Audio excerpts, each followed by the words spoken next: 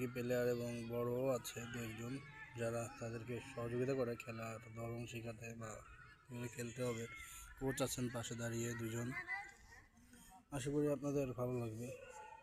collector মাঠ, রাজশাহীতে,